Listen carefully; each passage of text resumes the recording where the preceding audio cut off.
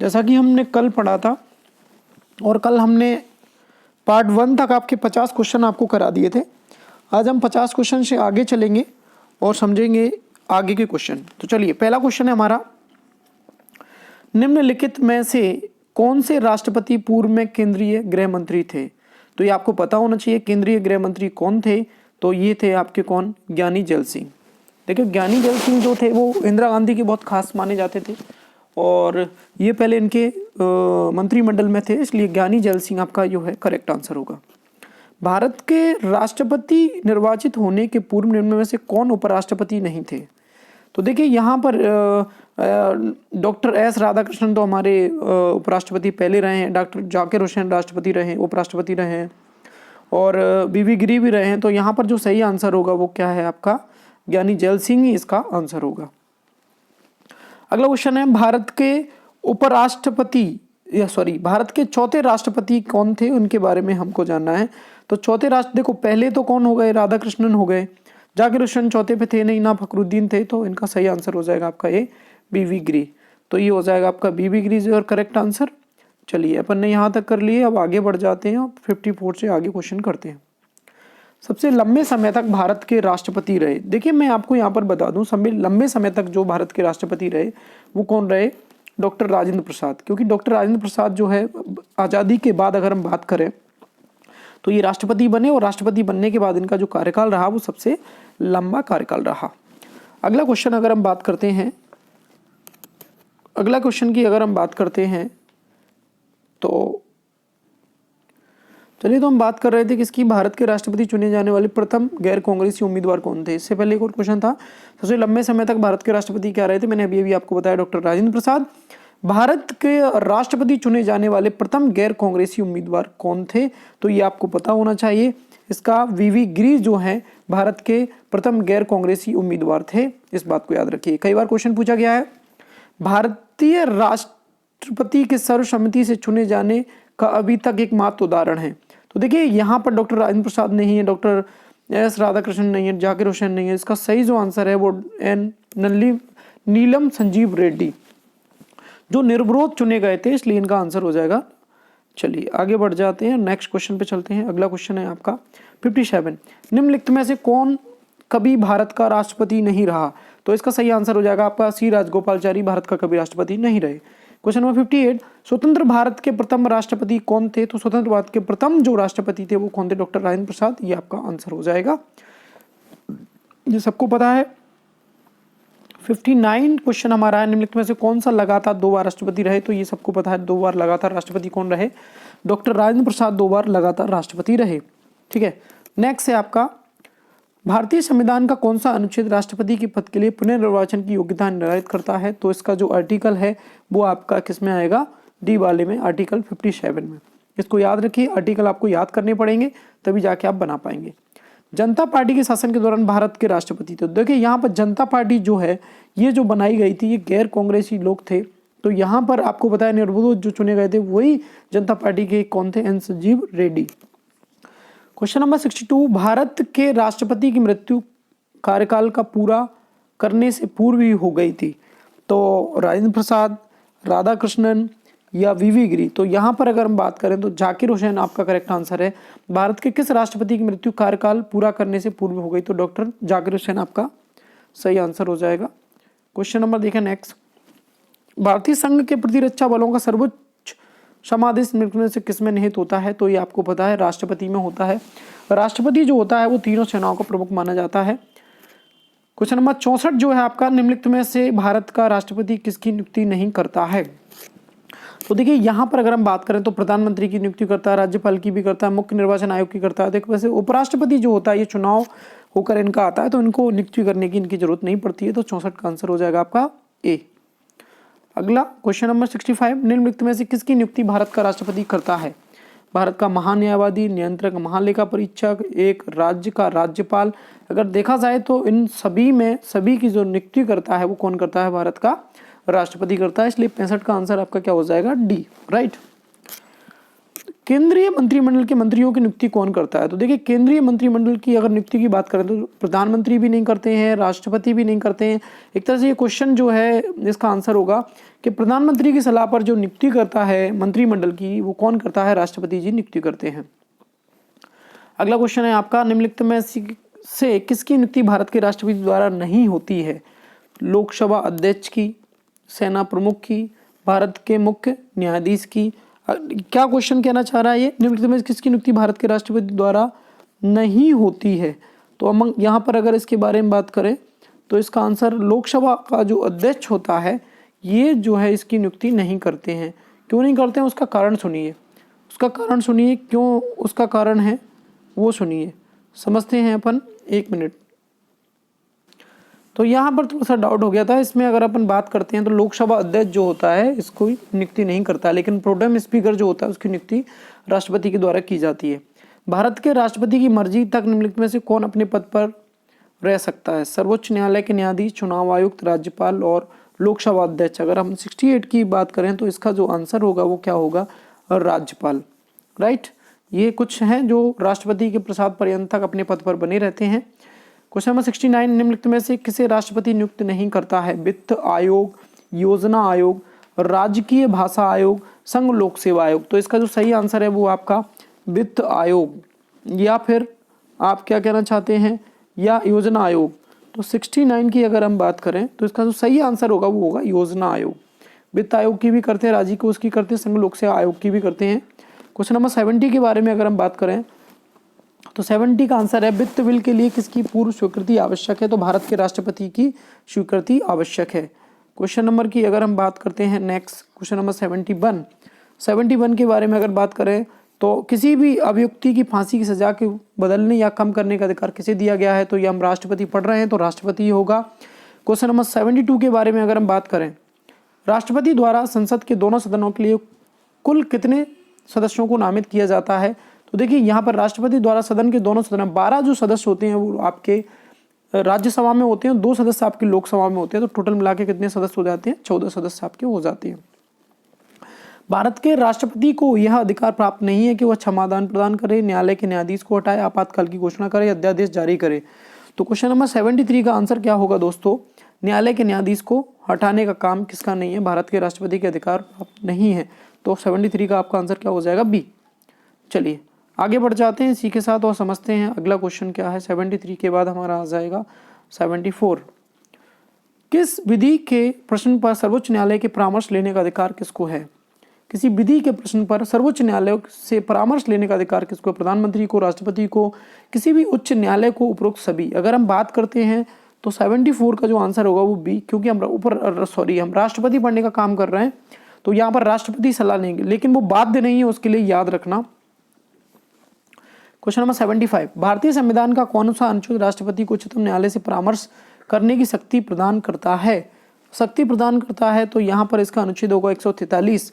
याद रखिए, आर्टिकल आपको याद करने पड़ेंगे, आर्टिकल जब तक आपको याद नहीं होंगे प्रॉब्लम आएगी। संसद का अधिवेशन बुलाने का काम है प्रधानमंत्री का, संघीय मंत्रिपरिषद का, लोकसभा अध्यक्ष का, राष्ट्रपति का।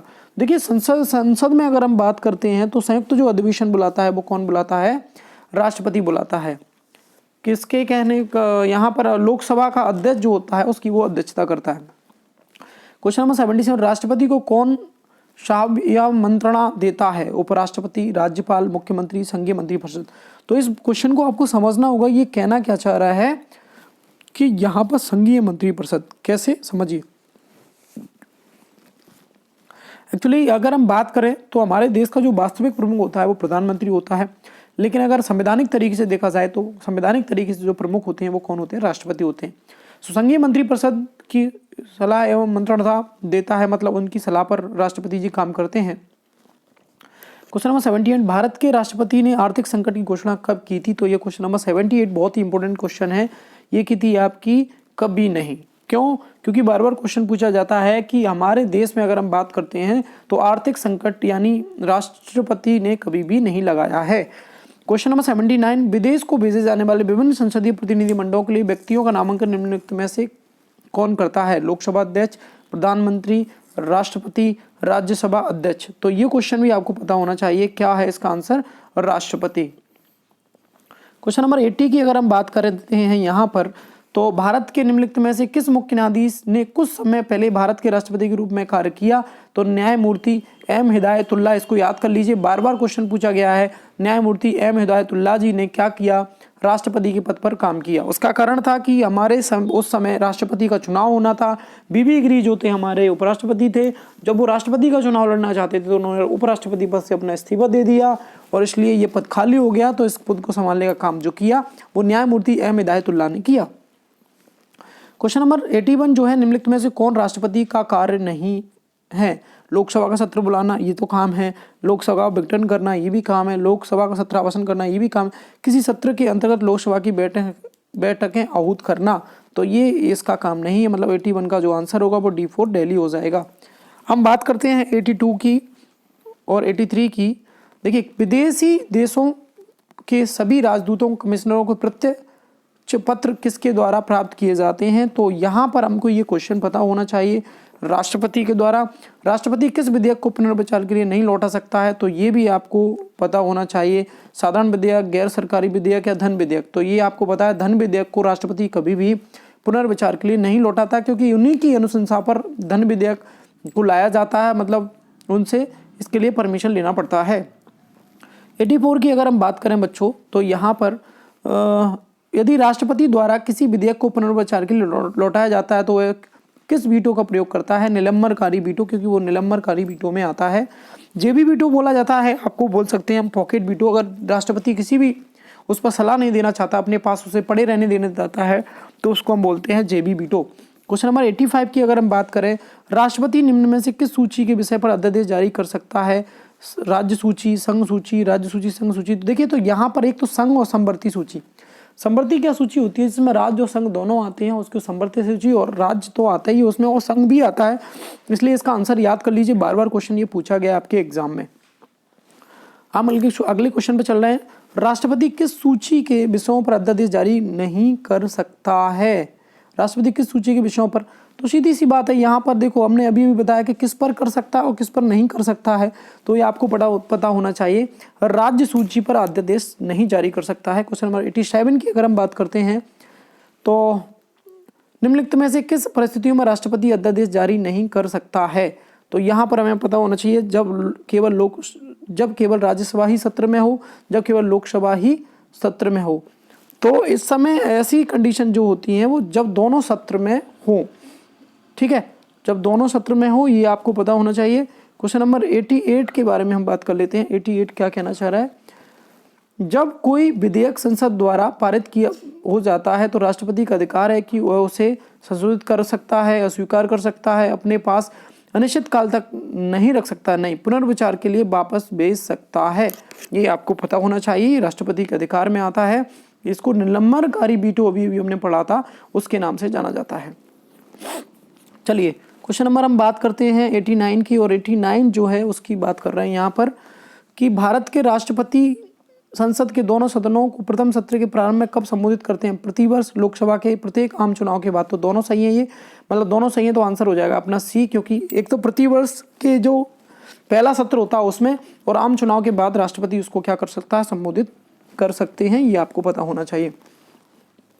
अगला क्वेश्चन है हमारा 1990 के बारे में बात कर देते हैं हम। संविधान के अनुच्छेद 124 के अंतर्गत राष्ट्रपति निम्नलिखित में से क्या कर सकता है? सर्वोच्च न्यायालय के परामर्श पर सर्वोच्च न्यायालय के न्यायाधीशों की नियुक्ति, सर्वोच्च न्यायालय के न्यायाधीशों की नियुक्ति, नियंत्रक महापरीक्षक नियुक्ति। तो यहाँ पर अगर हम बात करें तो इसका सही आंसर जो होगा 90 का, वो होगा आपका बी, सर्वोच्च न्यायालय के न्यायाधीशों की नियुक्ति। क्वेश्चन नंबर अगर हम बात करते हैं 90 की, 90 हो गया हमारा। 91 की अगर बात करें, किसी मृत्युदंड पर अपराधी को समाधान करने की शक्ति किसमें प्राप्त होती है? तो ये आपकी क्या है? राष्ट्रपति को। देखो यहाँ पर राज्यपाल को भी है, लेकिन राज्यपाल क्या करता है, जो सजा होती है उसकी प्रकृति बदल सकता है, लेकिन उसकी जो बिल्कुल फांसी की सजा है उसको माफ नहीं कर सकता। इसकी जो पावर है वो केवल राष्ट्रपति को है। चलिए, कुछ क्वेश्चन और हैं, केवल 7-8 क्वेश्चन और करेंगे हम। क्वेश्चन नंबर 92 के बारे में हम बात कर रहे हैं यहाँ पर। तो अप्रत्याशित व्ययों की पूर्ति के लिए निम्नलिखित में से कौन भारत का आकस्मिक निधि से धन निकाल सकता है? तो वो आपको पता ही है क्या, कौन निकाल सकता है? राष्ट्रपति के पास ये पावर होता है। क्वेश्चन नंबर 93 की अगर बात करें, निम्नलिखित में से कौन सा अधिकार भारत के राष्ट्रपति को प्राप्त नहीं है? उच्चतम न्यायालय तथा उच्च न्यायालय के न्यायाधीशों की नियुक्ति का, उच्चतम न्यायालय तथा उच्च न्यायालय के अधिकारों को हस्तगत करने का, प्रधानमंत्री एवं अन्य मंत्रियों की नियुक्ति का, संसद का अधिवेशन आहूत करने तथा उसका सत्रावसान करने का। तो देखिए 93 की अगर हम बात करें तो इसका जो सही आंसर होगा वो होगा बी, उच्चतम न्यायालय तथा उच्च न्यायालय के अधिकारों को हस्तगत करने का। क्वेश्चन नंबर 94 की बात हम कर लेते हैं यहाँ पर, किन परिस्थितियों में राष्ट्रपति संसद का संयुक्त अधिवेशन आहूत कर सकते हैं? तो ये आपको समझ में आना चाहिए। 94 का आंसर अपन समझेंगे, एक सदन द्वारा पारित विधेयक को दूसरे सदन में रद्द कर देना, एक सदन द्वारा विधेयक में प्रस्तावित संशोधन दूसरे सदन द्वारा स्वीकार कर लेना, एक सदन द्वारा विधेयक को प्राप्ति कर, ये भी नहीं होगा। यहाँ पर बात करेंगे हम किसको, एक उपरोक्त सभी, यानी 94 का जो करेक्ट आंसर होगा वो D for Delhi. Question number 95 के बारे में अगर हम बात करें, किसी संस्तुति के आधार पर राष्ट्रपति का भारत का राष्ट्रपति भारत की आकस्मिक निधि से धन व्यय कर सकता है? तो किसी भी संस्तुति में कर सकता है, इसके लिए अलग से कुछ देने की जरूरत नहीं है, क्योंकि मैंने बताया था राष्ट्रपति के पास पावर होती है। 96 के बारे में अगर हम बात करें, भारत के किस अनुच्छेद के अंतर्गत राष्ट्रपति संघीय मंत्रिपरिषद की सलाह मानने के लिए बाध्य है? तो आर्टिकल 74 आपका करेक्ट आंसर होगा। 97, युद्ध अथवा भारत पर आक्रमण होने की स्थिति में निम्नलिखित में से कौन अंतिम रूप से आक्रमणकारी के विरुद्ध की घोषणा कर सकता है? तो आपको पता है 97 में युद्ध की घोषणा जो करता है वो कौन कर सकता है? भारत का राष्ट्रपति कर सकता है। ये बात आपको पता होना चाहिए। बहुत ही बढ़िया क्वेश्चन था, कई बार एग्जाम में पूछा गया क्वेश्चन है। 98 के बारे में अगर हम बात करते हैं तो भारतीय संविधान के अनुसार भारत के राष्ट्रपति का यह कर्तव्य है कि निम्नलिखित में से किसको मदद संसद के टल रखवाए? वित्त संघ वित्त आयोग की सिफारिशों को, लोक लेखा समिति के प्रतिवेदन को, नियंत्रक महालेखा परीक्षक के प्रतिवेदन को, राष्ट्रीय अनुसूचित जाति आयोग के प्रतिवेदन को। निम्नलिखित में से कूटों के आधार पर सही उत्तर दीजिए। तो इसका जो सही आंसर होगा वो सी लगा भी हुआ है, आंसर आपका क्या हो जाएगा? सी फॉर चेन्नई। अगला क्वेश्चन है आपका, लोकसभा निम्नलिखित में से किसके द्वारा भंग की जाती है? तो आपको पता है, अभी बताया था कि लोकसभा जो भंग की जाती है वो किसके द्वारा की जाती है? राष्ट्रपति के द्वारा की जाती है। तो किसकी परामर्श पर की जाती है? प्रधानमंत्री के परामर्श पर। कौन भंग करता है? राष्ट्रपति भंग करने का काम करता है। आज के लिए लास्ट क्वेश्चन है हमारा, राष्ट्रपति निम्नलिखित में से किस परिस्थिति में आपातकाल की घोषणा कर सकता है? प्रधानमंत्री के मौखिक परामर्श पर, प्रधानमंत्री की तथा मंत्रिमंडल के लिखित परामर्श पर, स्वविवेक पर, संसद द्वारा बहुमत पारित पर। तो देखिए यहाँ पर मैं आपको एक केस सुनाना चाहता हूँ कि एक बार इमरजेंसी लगाने का जो काम किया था वो एक बार इंदिरा गांधी जी ने काम किया था। और इंदिरा गांधी जी ने क्या किया, राष्ट्रपति जी को फ़ोन कर कर वहाँ पर राष्ट्रपति शासन लगाने का आपातकाल लगाने का काम किया।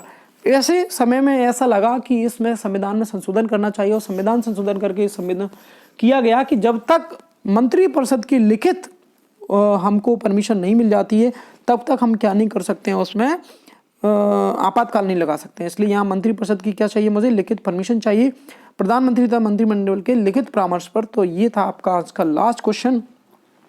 तो मैंने आपको बताया, देखिए ये जितने भी क्वेश्चन हैं इनको अगर आप 2 से 3 बार अगर ध्यान से सुन लेते हैं तो बहुत आसानी से आप इनको क्वेश्चन आपके, देखिए ये क्वेश्चन जो होते हैं वो सभी के सभी क्वेश्चन रिपीट होते हैं।